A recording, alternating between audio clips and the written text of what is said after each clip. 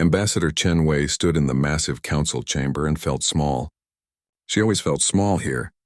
The room stretched up so high that clouds formed near the ceiling. Around her sat representatives from 47 different alien species. Some had fur, some had scales, some were made of living crystal that hummed with their own light, some floated in tanks of purple liquid. They were all older than humanity's entire space program. They were all looking at her like she was a child throwing a tantrum. "The answer is no," said President Zelnoth. The ancient being was made of blue crystal and had lived for 4,000 years. Its voice sounded like wind chimes in a storm. "We will not authorize emergency action in the Vraxis system." Chen's hands shook. She forced them to be still. 14 billion people are going to die. The star is collapsing. We have maybe 2 months before the whole system becomes a death trap. "The Galactic Council does not make hasty decisions," Zelnoth replied. The crystal being's body pulsed with calm blue light. "We will form a committee to study the situation. We will gather data. We will consider all options. We will vote when we are certain." How long will that take? Chen already knew the answer. She had been Earth's ambassador for 12 years. She knew how the council worked. "Approximately 18 months, Zelnoth said. "Perhaps less if the data is clear." Chen looked around the chamber. Most of the aliens were nodding. To them, 18 months was nothing. Some of these species lived for thousands of years. Some of their governments had existed since humans were still living in caves. Time moved differently for them. But 14 billion living beings did not have 18 months. "Ambassador Chen," said another voice. This one belonged to Korvan, a reptilian species with red scales and 3 eyes. "Your species has only been in the council for 83 years. You are still learning our ways. Patience is the foundation of peace. Haste is the mother of war." Chen had heard this speech before. Different words, same meaning. Humanity was young. Humanity was reckless. Humanity did not understand how civilized species behaved. She thought about the Vraxis system. 3 different species lived there. They had cities floating in gas giants. They had farms on rocky moons. They had families. They had children. They had art and music and dreams. In 18 months they would all be dead. "Humanity offers to help," Chen said. She kept her voice steady. "We have 600 ships that can be converted for evacuation. We have the fastest FTL drives in known space. We can start rescuing people tomorrow." The chamber filled with clicking, buzzing, and humming sounds. The aliens were talking to each other. Chen's translator struggled to keep up. Most of what she heard was not good. "Unauthorized action," one voice said. "Breaking protocol," said another. "Typical human arrogance," said a third. Zelnoth raised one crystalline arm. The chamber went silent. "Ambassador Chen, the council appreciates Earth's enthusiasm. However, any evacuation must be planned carefully. It must follow proper procedures. It must be coordinated through official channels. We cannot have individual species acting alone. That is chaos. Chaos leads to conflict. Conflict leads to war. The council has maintained peace for 12,000 years because we follow the rules." Chen felt something break inside her. It was not anger exactly. It was not despair. It was the sound of a choice being made. A choice that would change everything. "Then Earth is leaving the council," she said. The chamber exploded with noise. Aliens jumped to their feet or their tentacles or their hover platforms. The translator in Chen's ear screamed with overlapping voices. Through it all, she stood perfectly still. Zelnoth's crystal body flashed bright red. "Ambassador Chen, you do not have the authority to—" "I just spoke to my government," Chen lied. She had not. But she knew what they would say. She had known for years that this moment was coming. Earth formally withdraws from the Galactic Council, effective immediately. "We are done waiting for committees while people die." She turned and walked toward the exit. Her legs felt strange, like they belonged to someone else. Behind her, the chamber had gone completely silent. In 12,000 years, no species had ever voluntarily left the council. It was unthinkable. It was impossible. It was against every rule of civilized behavior. Chen did not care anymore. By the time she reached her ship, messages were flooding in from Earth. The government was panicking. The media was calling it the biggest diplomatic disaster in human history. Other ambassadors were demanding she return and apologize. Chen ignored them all. She opened a channel to the Human Fleet Command. "This is Ambassador Chen Wei," she said. Authorization code Alpha 77 Baker. All available ships are to proceed immediately to the Vraxis system. Begin evacuation operations. We are no longer bound by Council protocols. There was a pause. Then a voice responded.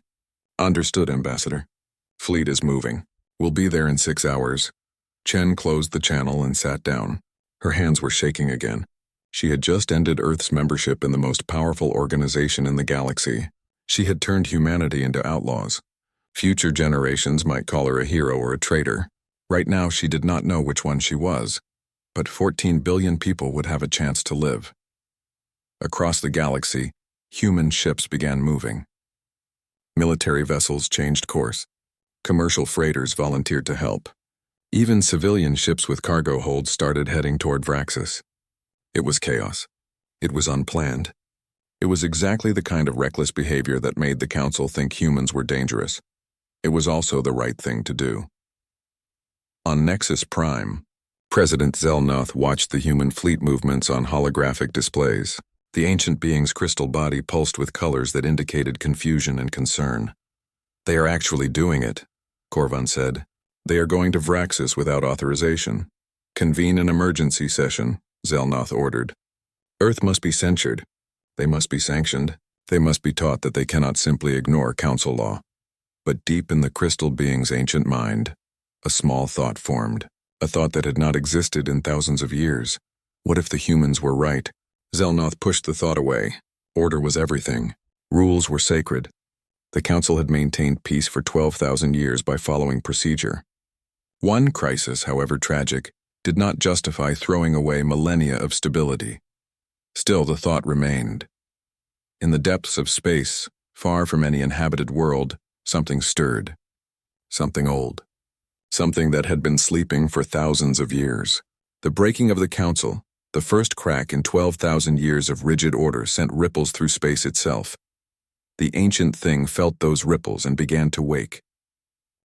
Captain Sarah Okonkwo had never seen anything like it. The Vraxis system was dying, and she was right in the middle of it. Her ship, the Defiant Hope, was just one of 600 human vessels that had arrived to help. Around her, the sky was filled with ships, military destroyers, cargo haulers, even a luxury cruise liner that had been converted into a refugee transport. It was beautiful chaos. Captain, we have another group on the southern continent, her communications officer reported. 30,000 people. They are trapped by rising radiation levels. Send the Newton and the Beijing, Sarah ordered, and tell them to hurry. That continent has maybe 3 hours before the radiation gets lethal. Yes, Captain. Sarah looked at the displays around her command chair. Every screen showed a different crisis. Too many people, not enough time. The star at the center of the system was collapsing faster than the Council's models had predicted. But then, the Council had not been planning to do anything for 18 months. Humans had been here for 6 days and had already rescued 2 million people. Captain, the Council is broadcasting on all frequencies, another officer said. They are ordering us to leave immediately. Ignore it, Sarah said. We are not part of the Council anymore. They have no authority over us. This was the part that felt strange. For 83 years, humanity had followed Council rules. They had asked permission. They had filled out forms. They had waited for approval. Now they were just acting. It felt wrong and right at the same time. Captain, we have a problem, her first officer said. The Koresh are refusing to evacuate. Sarah closed her eyes and took a deep breath. The Koresh were one of the 3 species that lived in Vraxis. They were insect-like beings with hard shells and compound eyes. They were also extremely traditional. They believed that leaving their homeworld was a sin against their gods. How many Koresh are refusing? Sarah asked. All of them. 3 billion people. Sarah stood up and walked to the window. Outside she could see the dying star.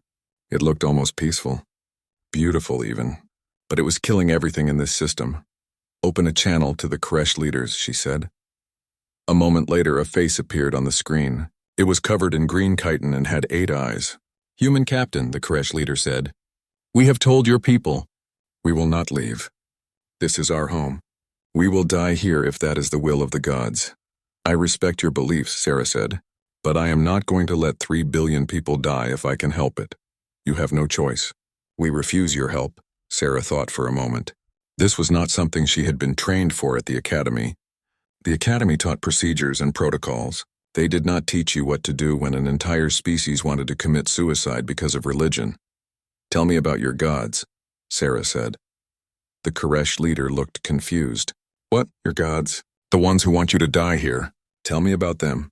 They are the creators of all things. They made the stars and the worlds. They made the Koresh to honor them. And these gods, do they want you to die? If they have decided that our son should die, then yes. We accept their will. Sarah nodded slowly. Okay, but what if they did not decide that? What if your son is dying because of natural causes? What if your gods are testing you to see if you are smart enough to survive? The Koresh leader's antennae twitched. What do you mean? On Earth, we had a flood story. A great flood that covered the world. A man named Noah built a boat and saved his family and many animals. He did not just sit there and drown because the flood came, he acted. Maybe your God sent us here to give you a boat. It was a desperate argument. Sarah did not know if it would work. But she had to try. The Koresh leader was silent for a long time. I must consult with the other leaders, it finally said. We will give you an answer in 2 days. You have 6 hours, Sarah said. After that, the radiation will be too strong. I'm sorry, but that is not my choice. That is physics. The channel closed. Sarah sat down again. Her hands were shaking slightly.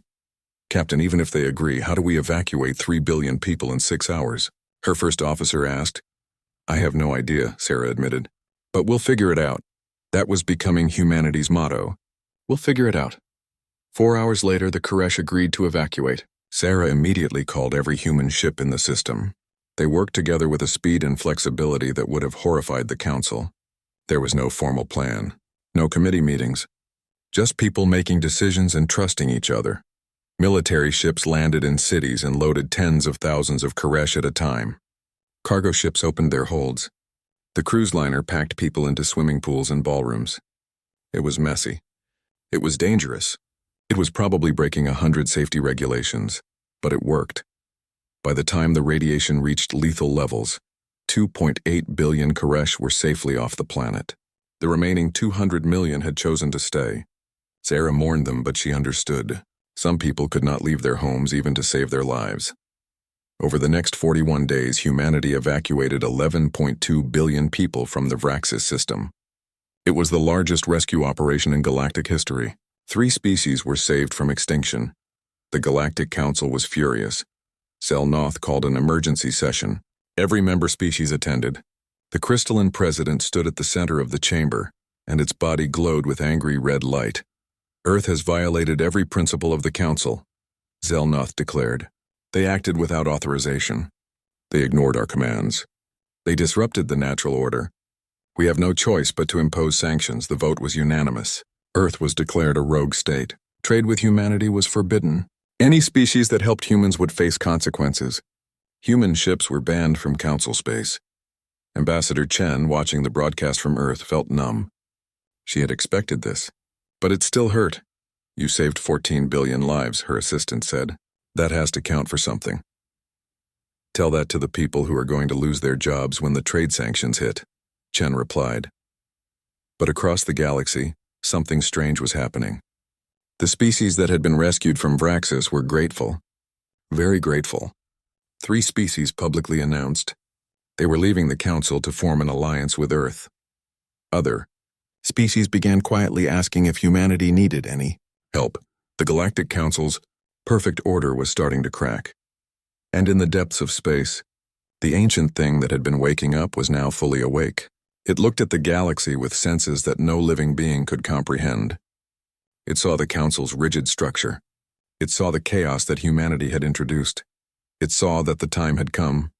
Somewhere in Council space, a star blinked out. Then another. Then another. Communication networks failed. Ships disappeared. Ancient defense systems activated without warning. The cascade had begun. Dr. James Okafor stared at the data and felt his blood run cold. He had been studying the anomalies for 3 weeks now. Strange energy readings across the galaxy. Stars behaving in ways that made no sense. Communication networks failing for no reason. At first he thought it was just random problems. Equipment failures. Natural disasters. Bad luck, but it was not random. There was a pattern. Run the simulation again, he told his computer. Show me the timeline. The holographic display lit up above his desk.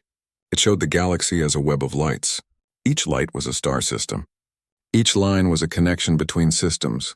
For 12,000 years, those connections had been stable, perfect, unchanging. Then Earth left the Council, and one by one the connections started breaking. It is like dominoes, James muttered. One falls and hits the next. His assistant, a young woman named Sarah Park, looked over his shoulder. You think Earth leaving caused this? No, James said. I think Earth leaving was the trigger. But the gun was already loaded. He pulled up more data. Historical records from the Council's archives. Energy readings going back thousands of years. The pattern was there if you knew how to look for it. The Council's perfect order had not been maintaining peace. It had been building pressure. Like a dam holding back a river, Earth had cracked the dam. We need to tell someone, Sarah said. Who? James asked. The Council thinks we are criminals. Our own government is dealing with trade sanctions and economic collapse. Who is going to listen to a scientist saying the universe is breaking? But someone did listen. Ambassador Chen saw James's report and immediately understood what it meant. She forwarded it to every contact she had.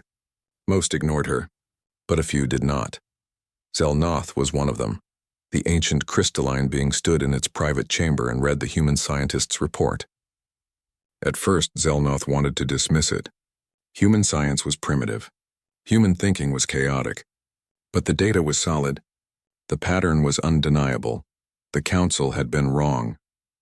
For 12,000 years, the Council had believed that strict order created stability. They had created rules for everything. Every species followed the same protocols. Every problem was solved through committee. Every decision required consensus. It had seemed perfect, but it was not perfect. It was a cage, and the universe did not like cages. Zelnoth called an emergency session. The chamber filled with ambassadors from all 47 member species. Well, 44 now. 3 had left to join Earth. We face a crisis, Zelnoth announced. The anomalies are not random. They are connected. The galaxy itself is rejecting our order. Many of the ambassadors made sounds of disbelief. How could the galaxy reject anything? The universe did not have opinions. It followed physical laws. The humans have a theory, Zelnoth continued. They believe our rigid structure has prevented natural change. Evolution requires variation. Adaptation requires chaos. We have suppressed both for thousands of years. Now the pressure is releasing all at once. This is human nonsense, Korvan hissed. The reptilian ambassador's scales flushed dark red with anger. They break our laws, destroy our peace, and now they blame us for the consequences. But even as Korvan spoke, alarms started blaring. 3 more star systems had just gone dark. Not died, just dark. Cut off from all communication. When Council ships arrived to investigate, they found the systems completely abandoned. Millions of people had simply vanished. The crisis was accelerating. Captain Sarah Okonkwo was halfway across the galaxy when she got the distress call. A Council enforcement fleet was trapped in an anomaly field, some kind of space distortion that was tearing their ships apart. They needed help immediately. Should we respond? Her first officer asked. They are the ones who declared us criminals. Sarah looked at the message. 50 ships, 20,000 crew members, all about to die because of something nobody understood. Set course for their position, she said. Maximum speed. Captain, the Council will probably just arrest us when we get there. Then they arrest us, Sarah said. But we are not going to let people die just because their government is stupid. The Defiant Hope arrived at the anomaly field 30 minutes later. Space itself looked wrong there. Colors that should not exist, shapes that hurt to look at. The Council ships were caught in the center, being slowly pulled apart by forces that made no sense. Scan the field, Sarah ordered. Find me a pattern. Her science officer worked quickly. Captain, there is no pattern. At least not one that follows normal physics. It is like reality is having a nightmare. Sarah thought about that. A nightmare, random, chaotic, unpredictable.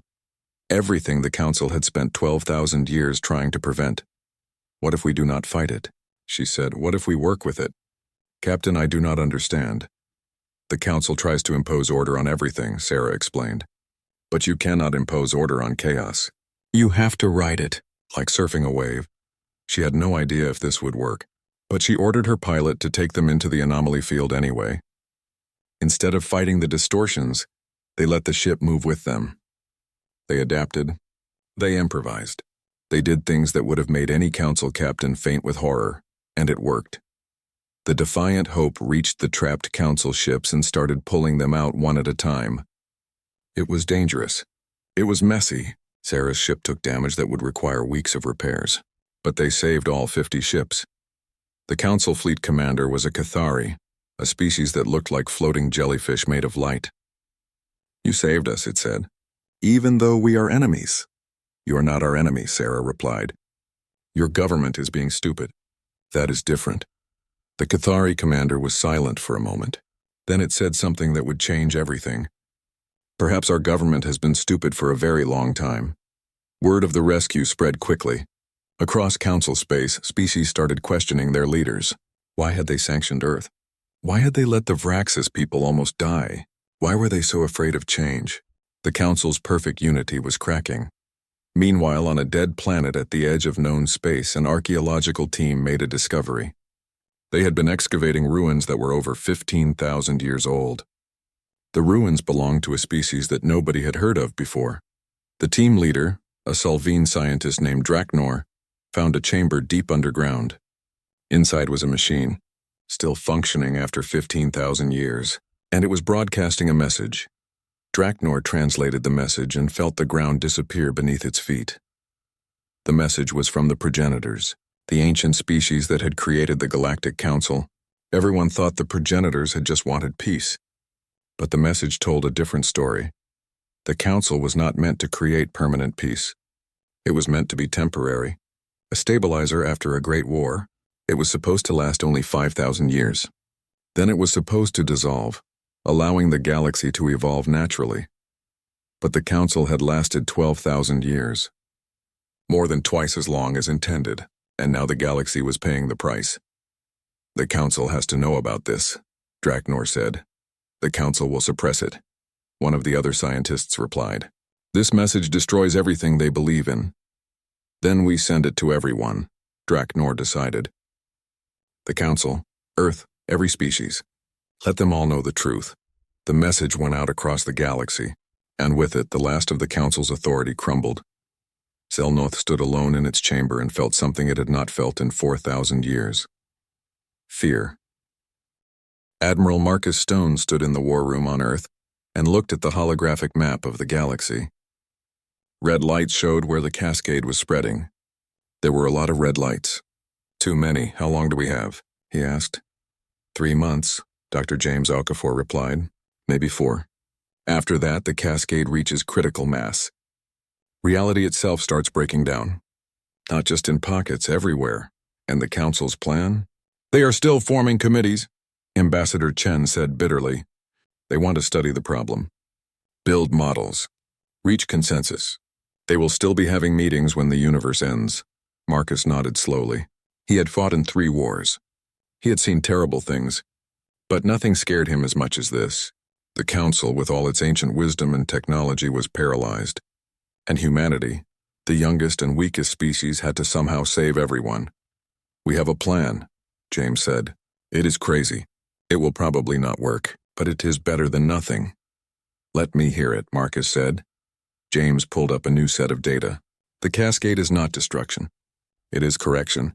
The universe is trying to return to a natural state. The Council has been suppressing that state for 12,000 years. We cannot stop it, but maybe we can guide it."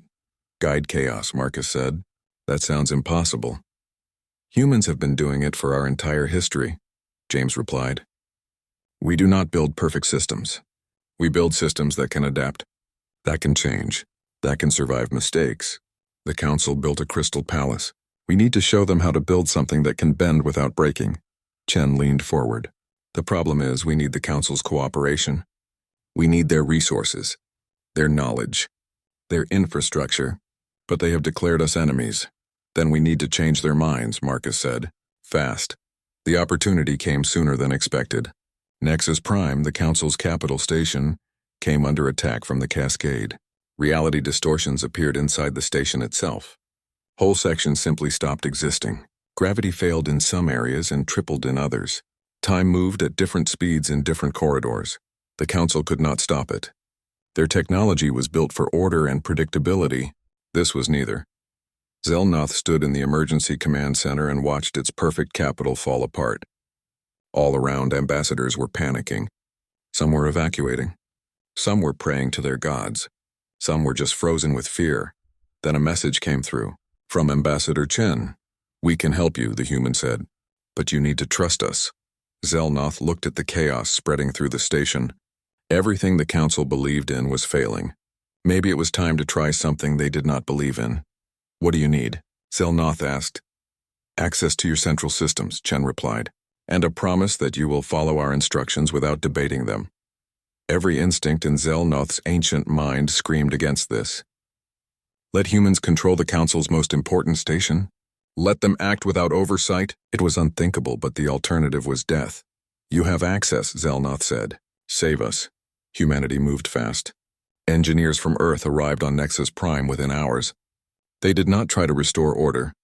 Instead, they installed systems that could adapt to chaos, flexible power grids that rerouted automatically, structural supports that could shift and change, emergency protocols that did not require committee approval. It was ugly. It was inefficient. It definitely did not meet council building codes, but it worked. Within 2 days, Nexus Prime was stable. Not perfect, not orderly, but stable. The cascade was still there, but the station had learned to surf it just like Captain Okonkwo's ship had. "This is unacceptable," Korvan declared at an emergency council session. "Look at what they have done to our capital. It looks like human chaos." "It looks like survival," Zelnoth replied. The crystalline being's body glowed with a color that no one had seen before. Purple, the color of change. "Ambassador Chen, present your full plan." Chen stood before the council. The same council that had sanctioned Earth. The same council that had called humanity reckless and dangerous. But now they were listening. "We cannot restore the old order," Chen said. "That order was the problem. Instead, we need to build something new, something that can adapt. We call it chaos management." She displayed a holographic model. "We identify the worst cascade zones. Instead of fighting them, we use controlled destabilization. We create smaller cascades to relieve pressure before it builds too high. We set up flexible response teams that can act immediately without waiting for approval. We accept that we cannot predict everything and prepare for surprises." "You are asking us to abandon everything we have built," an ambassador said. "No," Chen replied. "I am asking you to remember that you built it for a reason. To protect life. To enable cooperation. Those goals do not change, but the methods might need to." The debate went on for hours. The council was torn. Half wanted to accept the human plan. The other half, led by Korvan and the militaristic Krenak Empire, refused. "This is weakness," Korvan declared. "The galaxy respects strength, order, discipline. If we follow the human path, we show that we are soft. Other species will take advantage. There will be war. There will be no galaxy left to have wars in," Chen shot back. "The Cascade does not care about your military strength." But the Krenak Empire was not convinced. They saw the crisis as an opportunity. With the council weakened, they could seize power. They could impose their own vision of order, a militaristic order based on strength rather than consensus. Krenak ships began moving to strategic positions. They claimed it was for security. But everyone knew what it really was. Akut Admiral Marcus Stone watched the Krenak fleet movements from Earth. "They are going to try to take over," he said. "Right in the middle of the Cascade crisis. Can we stop them?" Chen asked over the communication link. "Maybe," Marcus said, "but it would mean war. Right when we need to be working together." "Then we need a third option," Chen said. That option came from an unexpected source. Captain Sarah Okonkwo had been studying the Cascade data. She had noticed something that everyone else had missed. The Cascade was strongest near the galactic core, and it was getting stronger. "I think there is something at the center," Sarah told James Okafor. "Something that is causing all of this." "The core is impossible to reach," James replied. "The gravitational forces alone would crush any ship." "Then we need to be creative," Sarah said. She assembled a volunteer crew. Not just humans. The Cathari commander she had saved joined. So did several Vraxis refugees. Even a Koresh scientist who wanted to thank humanity for saving its people. "You are all insane," her first officer said. "Going into the galactic core during a reality-breaking crisis. This is how people die." "Probably," Sarah agreed. "But it is also how people save the galaxy." So who is coming? Every single crew member volunteered. The Defiant Hope began its journey toward the core. Behind them, the Krenak Empire prepared for war. The council argued about what to do. The cascade continued to spread. And at the heart of the galaxy, something ancient waited. The Defiant Hope shook violently as it entered the galactic core. Outside the windows, space looked wrong. Stars were too close together. Black holes warped light into impossible shapes. And everywhere the cascade danced like lightning made of broken reality. I am reading gravitational forces that should not exist, Sarah's science officer reported, and energy signatures that match nothing in our database. Keep going, Sarah ordered. We did not come this far to turn back. In the crew quarters, the mixed species team worked together. Humans operated the controls. The Cathari used its unique senses to navigate the cascade. The Koresh scientist analyzed data with compound eyes that could see more spectrum than human eyes. Everyone had a role.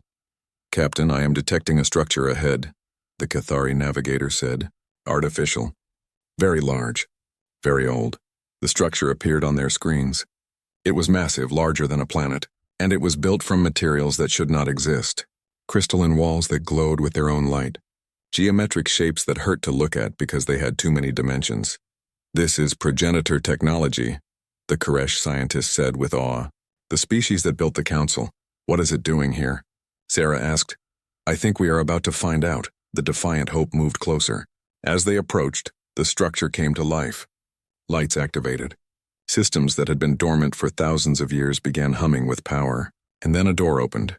Sarah made a decision that would either save or doom them all. Take us inside. The ship entered the structure and landed in a chamber that could have held 100 ships. As soon as they landed, holographic images appeared. They showed the progenitors. Tall beings made of energy and light. They looked kind but also sad. Greetings, young species, the hologram said. If you are seeing this message, then the cascade has begun. We apologize. We never meant for things to go this far. The message explained everything. The progenitors had fought a terrible war that almost destroyed the galaxy. After the war, they built the council as a way to prevent future conflicts. It was meant to heal the galaxy, to give species time to recover, to establish peace. But it was only supposed to last 5,000 years. We programmed a shutdown mechanism, the hologram explained. After 5,000 years, the council was supposed to dissolve. The galaxy would return to natural evolution. Change, growth, conflict, yes, but also progress. Life requires both order and chaos. But the council did not dissolve, Sarah said to her crew. They kept it going. The hologram continued. If the council lasted too long, pressure would build. The galaxy would correct itself forcefully. That correction is the cascade. We built this facility as a last resort, a way to guide the correction, to make sure civilization survives the transition. A control panel appeared in front of Sarah. Instructions appeared in her mind, directly from the machine. She understood what she had to do. This machine will complete the cascade, she said. It will end the council's rigid order. But it will also establish a new framework, one based on flexibility and adaptation. The galaxy will still have structure, but it will be able to change. What is the cost? Her first officer asked. Sarah looked at the readings. The energy release will be massive. Any rigid systems will collapse. Ships built for perfect order will fail. Infrastructure that cannot adapt will break. Anyone who cannot handle change will not survive. So the Krenak Empire and their rigid military structure, the Cathari said. Probably, Sarah agreed, along with any species that has become too dependent on council systems. It was a terrible choice. Activate the machine and save the galaxy, but kill billions who could not adapt. Or do nothing and watch the cascade destroy everything anyway. How long do I have to decide? Sarah asked. According to these readings, the cascade will reach critical mass in 3 hours, her science officer reported. After that, the decision will not matter. Everything will collapse anyway. Sarah opened a channel to Earth, to Ambassador Chen, to Admiral Stone, to everyone. She explained the situation. She explained the choice. You cannot make this decision alone, Chen said. This affects everyone. Then we vote, Sarah replied. Full democracy. Contact every species. Every government, ask them. 3 hours should be enough time. It was chaos. Messages flew across the galaxy. Governments argued. Species debated. Some wanted to activate the machine. Some wanted to find another way. Some just wanted more time to think. Meanwhile, the Krenak Empire made its move. Their fleet surrounded Nexus Prime. They demanded that the Council surrender to their authority. They claimed only military strength could save the galaxy. "You have 1 hour to comply," the Krenak Admiral broadcast, "or we will open fire." Zelnoth stood on Nexus Prime and felt tired. So tired. 4,000 years of life, 12,000 years of Council history, all of it ending in fire and chaos. "Should we surrender?" another ambassador asked. Before Zelnoth could answer, another fleet appeared. A human fleet led by Admiral Marcus Stone. But they were not alone. The 3 species that had left the Council came with them. So did the Cathari, and the Sylvine, and a dozen other species who were tired of the old ways. "Krenak Empire, stand down," Marcus broadcast. "You will not take control through force." "You cannot stop us humans," the Krenak Admiral replied. "You are weak, chaotic, undisciplined." "Maybe," Marcus said. "But we are not alone." The vote came in. Across the galaxy, species had made their choice. 67% voted to activate the machine. 33% voted against or did not respond. It was not unanimous. It was not perfect. But it was a decision. Sarah Okonkwo placed her hand on the control panel. "For everyone who wants a chance to grow," she said, and activated the machine. The cascade transformed. Instead of random destruction, it became directed change. Energy poured through the galaxy in waves. Every rigid system was tested. The Krenak fleet, with its perfect military order and inflexible hierarchy, could not adapt. Their ships broke apart. Not violently, they just stopped working. Their crews survived, but their weapons did not. The Council's central computers, designed for unchanging protocols, failed. But the new adaptive systems that humans had installed kept working. Nexus Prime survived. Across the galaxy, species faced the same test. Those who could adapt survived. Those who were too rigid collapsed. It was not fair. It was not kind. But it was natural. When the transformation was complete, the galaxy had changed. The Council no longer existed as a central authority. Instead, it became a network. Species could join or leave freely. Decisions were made locally, not by universal committee. Rules were flexible, adapted to local needs. It was messier than before. There would be conflicts, mistakes, arguments, but there would also be growth, evolution, progress. 6 months later, Ambassador Chen stood at a new meeting place. Not Nexus Prime, but a station built by multiple species working together. Earth, the Cathari, the Vraxis refugees, the Koresh, and many others. They called it the Free Systems Alliance. Zelnoth visited the station. The ancient crystalline being's color had changed permanently to purple. The color of change. "We spent 12,000 years building a perfect machine," Zelnoth said. "You taught us that life is not meant to be perfect. It is meant to grow." "We did not save the galaxy," Chen replied. "We just reminded it how to save itself." "And now?" Zelnoth asked. "What happens now?" Chen looked out at the ships outside. Dozens of species, hundreds of ships, all moving in a pattern that looked like chaos but was actually coordination. Free. Flexible. Alive. "Now we figure out what comes next," Chen said. "Together. Without knowing exactly how it will work. Just like humans have always done." "Terrifying," Zelnoth said. "Yes," Chen agreed. "But also beautiful." Captain Sarah Okonkwo returned to Earth a hero. But she did not see herself that way. She had just done what needed to be done. What any human would have done. On the Defiant Hope's bridge, she looked at her mixed species crew. They had been through hell together. They had saved the galaxy together. And now they were getting ready for the next mission. "Where to, Captain?" her first officer asked. Sarah smiled. The galaxy was open now. Free. Full of possibilities and dangers and wonders. Just the way it should be. "Everywhere," she said. "We have a whole galaxy to explore. And it finally has room for us to be ourselves." The Defiant Hope launched from Earth and headed into the unknown. Behind it, thousands of other ships followed. Human and alien, working together, learning together, growing together. The cosmos was no longer collapsing into disorder. It was expanding into possibility. And at the heart of it all, humanity had taught the galaxy its most important lesson. Order is comfortable, but chaos is alive.